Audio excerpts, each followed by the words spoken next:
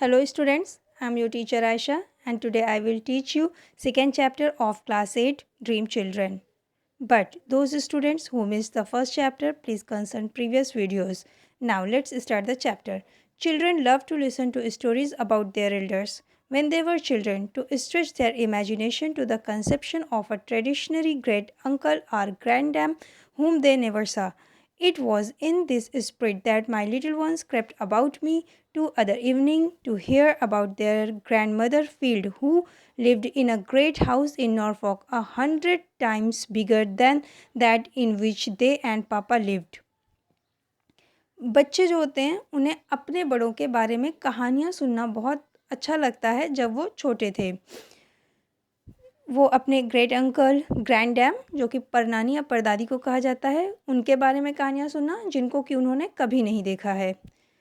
तो एक दिन जो इस चैप्टर का राइटर है उसके जो है बच्चे उसके पास आते हैं और उससे जो है उसकी ग्रेट ग्रैंड मदर यानी परदादी जिनका नाम फील्ड है उनके बारे में कहानी सुनना चाहते हैं जो कि नॉरफॉक के एक बहुत बड़े घर में रहती हैं जिसमें कि वो बच्चे और वो पापा उनके रहते थे। उससे वो घर लगभग 100 गुना बड़ा था। Certain it is that whole story of children and their cruel uncle was to be seen fairly cut out in the wood upon the chimney piece of the great hall. The whole story down to the robin redbreast till a foolish rich person pulled it down to set up a marble one of modern invention in its stead with no story upon it. Here, Alice put out one of her dear mother's look, too tender to be called upbraiding.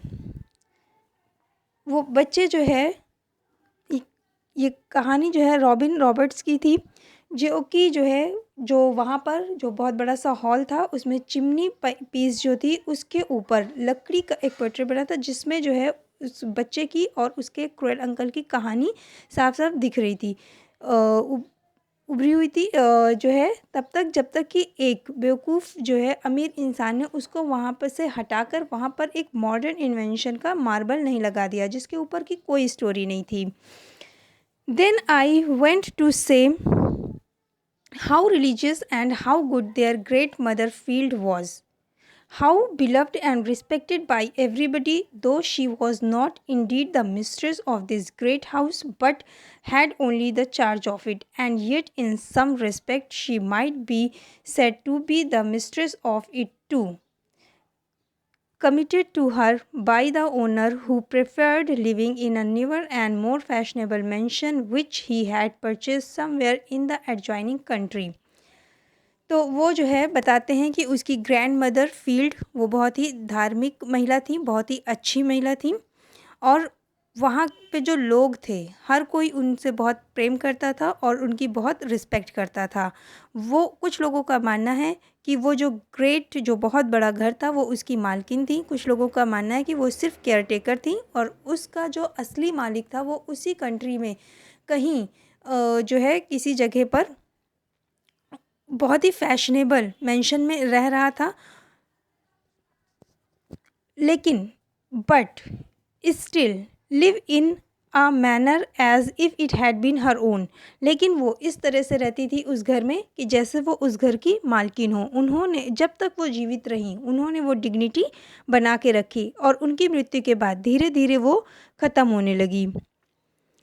and was nearly pulled down, and all its old ornaments stripped to and carried away to the owner's other house. फिर उनकी मृत्यु के बाद उस घर के जो सजावट के जो सारे सामान थे उन सबको ओनर के दूसरे घर में ले जाके रख दिया गया जहाँ पर वो सब there were they set up and looks as awkward as if someone were to carry away the old tomb they had seen lately at the abbey. And abbey जो है कहते हैं ईसाइयों के मठ को।